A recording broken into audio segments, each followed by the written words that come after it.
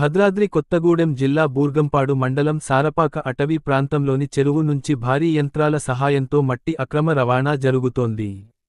ఈ చెరువు ఇరిగేషన్ శాఖ పరిధిలో ఉండటంతో ఎలాంటి అనుమతులు లేకుండానే జరుగుతున్న ఈ తవ్వకాలకు స్థానికులు తీవ్ర ఆగ్రహం వ్యక్తం చేస్తున్నారు.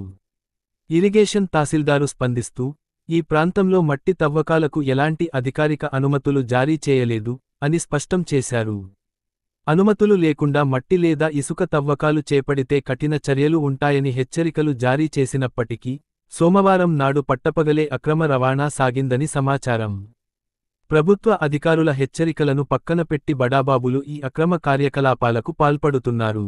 ఈ తరహా అక్రమ రవాణాలను వెంటనే అరికట్టాలని, బాధ్యులపై కఠిన చర్యలు తీసుకోవాలని ప్రజలు ప్రభుత్వాన్ని డిమాండ్ చేస్తున్నారు.